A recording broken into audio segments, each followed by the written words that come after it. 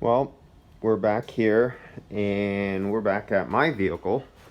This is my Prius C 2009, and as you can see down here, it's pretty grimy looking on these things because of the nylog, or the silicone grease. I think that was nylog.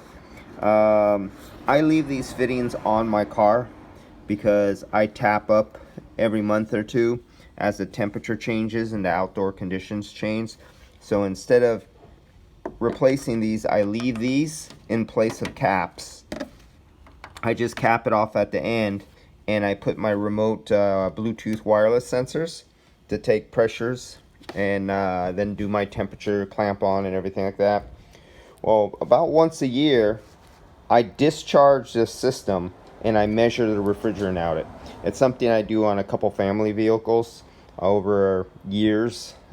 I've always done this on all my cars, and family's cars. So what I do is charge it this year, and then next year discharge it. Charge it this year, next year discharge it, and measure how many ounces of refrigerant come out every year to see if I have loss.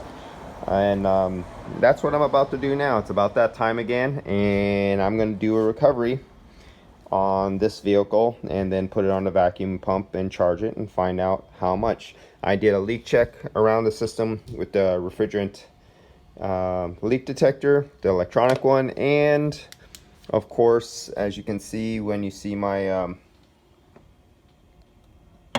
I have UV dye in the system. And let me can I kill that light without covering the system? Okay, that's my finger over the light, but that's just so you can see how bright my refrigerant UV light is and the dye that I use. And so I go around my entire system, and I do this every year, and on some family members' vehicles too.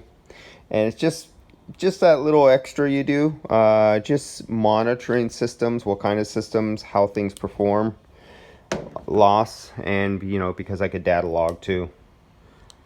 And so performing the recovery, I'll let you know the outcome.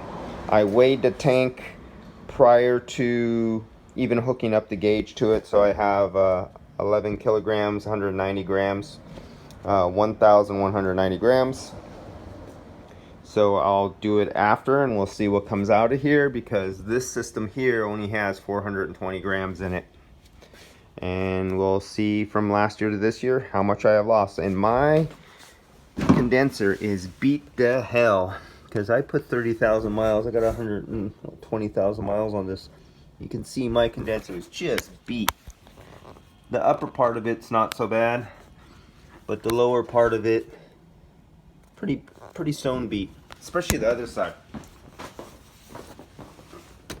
If you look at it into the fins, they're pretty beat up. Alright, so this is part one. Let's hit part two next video.